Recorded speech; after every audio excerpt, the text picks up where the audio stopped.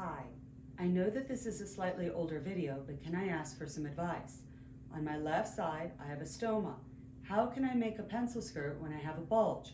It shows whatever I wear, and I want to look nice, and leggings aren't cute. I believe this is the fourth time that I have tried to record this video. So the next, however long this video is, you're going to see multiple different costume changes. None of them were planned. It has nothing to do with anything. I'm just trying to do justice to this question, because out of every single comment that I have actually seen in the last 2.5 years of which I've been getting comments, this is the comment that just made me go, you deserve a response. This is so real. We have bodies that do things that get complicated and difficult, and sometimes the normal average clothing doesn't work. Now, you're asking me, which means that I can only answer as me and not necessarily everyone else. So let's review some very simple things about me. 1, I'm more than willing to sew my entire wardrobe. 2, I'm completely willing to abandon all concepts of aesthetics that anyone wants to put on me, and I will adhere to the beauty aesthetics that I want to adhere to. This and this is not reality.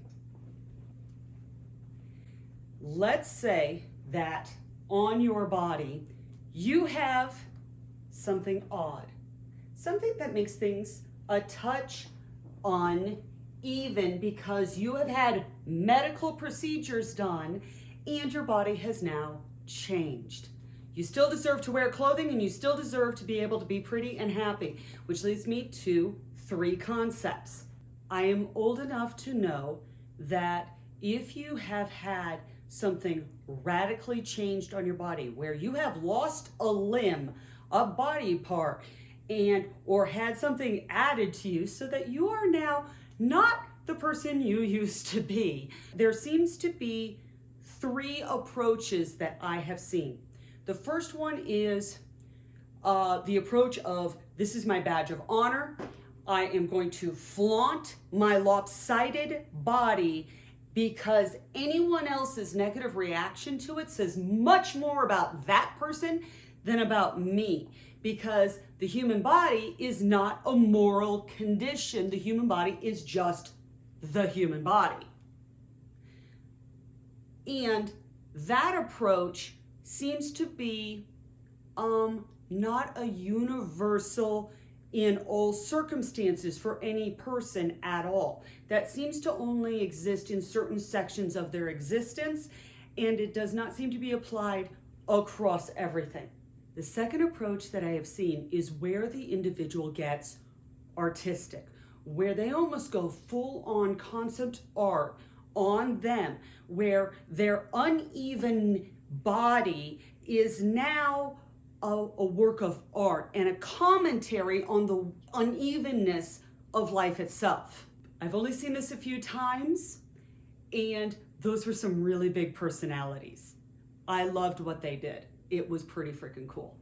The final approach is where you just sort of want to skip it. You want to be able to walk past the mirror and not be thinking about the volume of doctors that you have had to see. You don't really want to think about even how your body feels in that moment in time. And you really don't want to deal with society or the stares or the comments or the questions, because it's all completely inappropriate and society just gets mean. All 3 of these approaches are 100% correct. They are a personal choice, and no one approach is better than the other. I'm not arguing with any of that. All of it is fine by me. But the question is, what would I do with a pencil skirt if I had a stoma, a bulge on my left side? All right, you know this is me. This is the front, this is the back. Let's say that this side of your body is one that responds perfectly fine to drafting methods that are given anywhere. But then on this side, we can't do a mirror image because we have a stoma, and most likely it's right here, which means that if you have anything fitted at all, you're going to have your belly on this side, but then you have a bulge right here. So if you start doing darts on this side that fit this side, they're not going to fit on this side, and it's going to really hug everything hard, and you're going to have a bulge. You're asking me, I'm a vintage seamstress, and I'm going to get to what I would literally personally choose to do after I talk about how I would actually try to draft this if I hypothetically really wanted to wear a pencil skirt but I didn't want it to bulge. I can only come up with two options.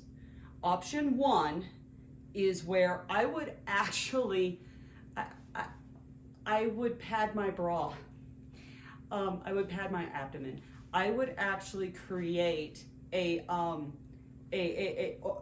I guess a prosthetic for this side that would match what's going on this side so that everything is smooth from one side to the next, where whatever darting that I need to do to allow things to be even visually, because if you do add something over here, you do, even if you fit your, because the fitted skirt is all about fitted to your body. But in this case, if you're trying to smooth your lines where you're not showing off, where it's like, now that's dramatic, but that's the idea.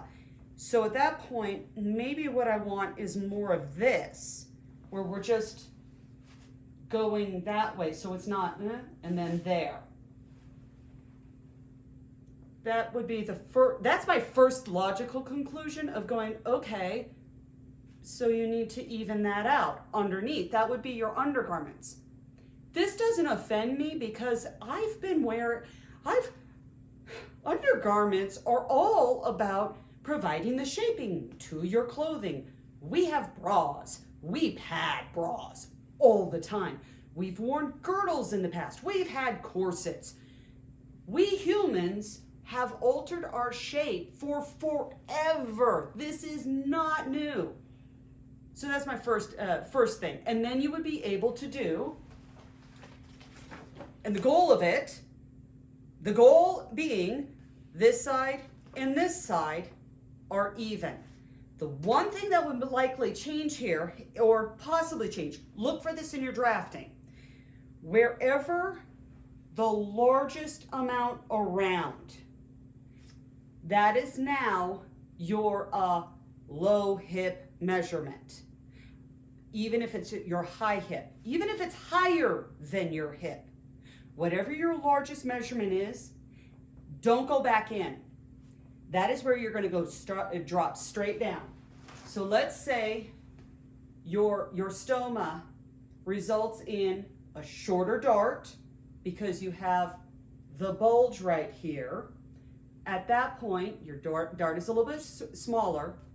This is going to be a little bit wider, and you're going to drop. See how this drops from here down? That dropping might be up here. Drop from the largest area. That's option number one. Option number two. Let's say that you're actually trying to draft a perfect concept of you with the bulge, but not adding anything. You're either doing this for artistic reasons, which I'm going to get to, and the video is it's not going to verbally, like, it's going to be disjointed, people. I mean, I've been working on this video for weeks now, okay? Just deal, okay?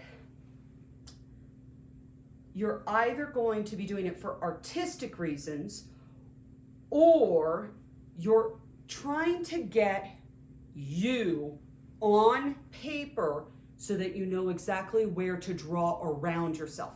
Because a pencil skirt is about you in 2D format so that you can draw around yourself so that everything fits perfect. At that point, Draft this like everyone else. Then have that midpoint, and you need to draft this side separate from this side. This side may have different darts.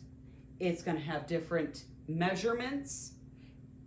I still recommend moving the point where you go straight down, where you fall, move that to wherever the largest amount of circumference is, and that's where you fall. Don't go back in, okay?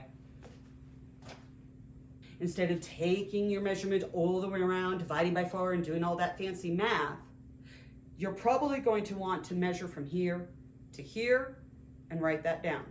You're probably going to want to then determine where your high hip is, measure from there to there, write that down, and notice where, from here to here, how much of a angle that you're dealing with. And that's when you get out your French curve, and you might be using more of the angle up here versus here. You're talking about some couture level of drafting. I believe in you. Get a ton of sheets from Goodwill. Make like 10. Just 10 is a great number. Make 10 practices, 10 attempts to get you on paper and then in. Just do it. It'll be fine. You'll learn so much about yourself. But whatever you do, please, please, please, please, if this is past your mental capacity to still love yourself at the end of it, hire someone to do your drafting to get you onto 2D format. I don't have a huge amount of information about the exact placement of this particular stoma. I know that placement can vary a little bit.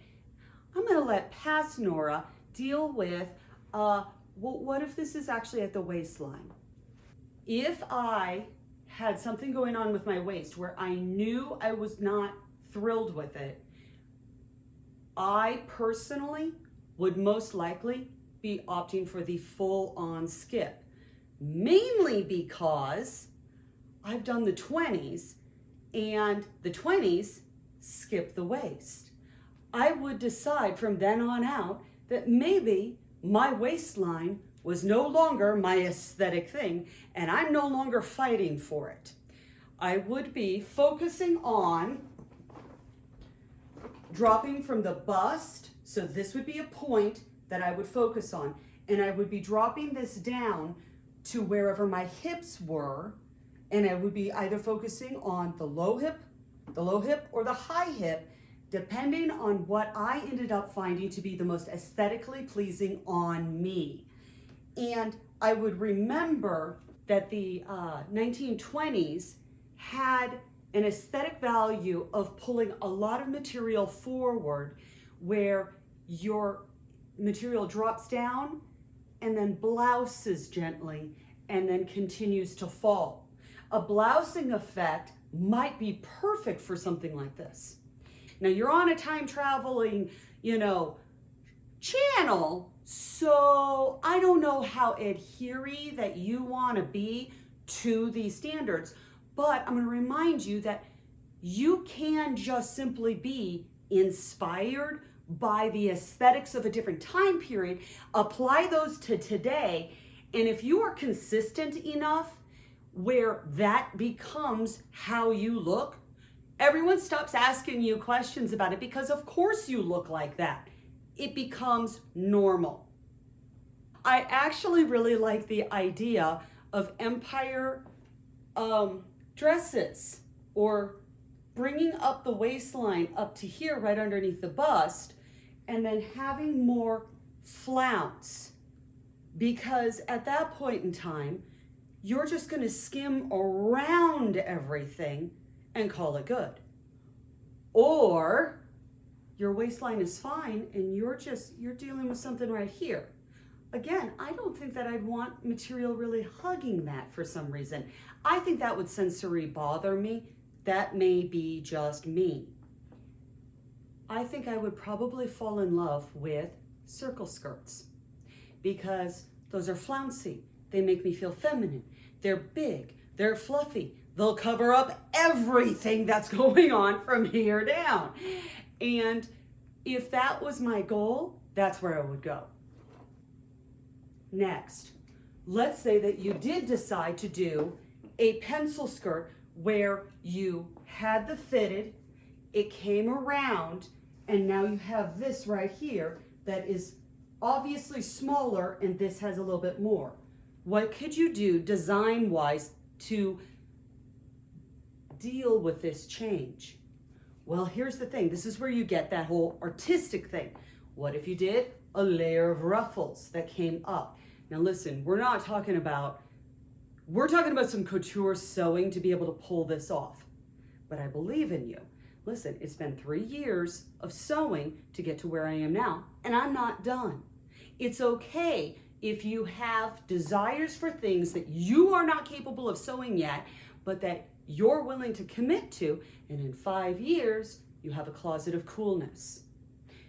There are so many beautiful ways that you can add flounces, ruffles, pleats, all the decoration that there is, and maybe what you want is to go ahead and do a pencil skirt that accommodates your actual body where it's fitted, and then on the other side, you become stylistically interesting so that when a person looks at you, because people are people and we really do like even. So if you've built out here, built out here. Or you are genuinely going for the uneven artistic look where you built out here, you didn't here, but now you've brought it up and you've decided to do something where you have a swirl of buildings. So maybe you have more material over here so that you have an angular effect. No matter what, I would want to be able to walk through my house, and when I look at the mirror, I don't go, oh, you good? You good, Nora? That is actually the guiding principle that I have to all, and I mean all of my sewing. I had many years where I would pass a mirror and I'd be like, oh dear, I don't think I'm doing as good as, Clothing, hair, makeup, the whole package is very important to my psychology, to my mental health, to my ability to have faith that I got it, I'm okay, and we're gonna do the day. The main point of this film, though, was to encourage everyone to genuinely take a look at their body, put it into 2D format, and then choose your aesthetic. You don't have to stay in this time period to be beautiful. You don't need to have today's aesthetics, and you can relearn aesthetics to complement the actual body that you have, because body parts aren't fashion, and we can actually dress ourselves. I firmly believe that everyone gets to dress themselves in a way that makes themselves feel the way they want to feel about themselves. For me, I want to feel pretty. For you, you may want to feel epic and strong. You may want to feel powerful. You may want to feel soft and gentle and deeply approachable and like a warm, fuzzy blanket. Those are aesthetics, and they are all doable. So take your time and feel encouraged to learn a new skill, and know that it's a big skill. It's going to take some time. You're not going to just nail it. And anything that makes you look silly, that's your sewing skill, not your body. Improve the sewing skill. You got this. I believe in you.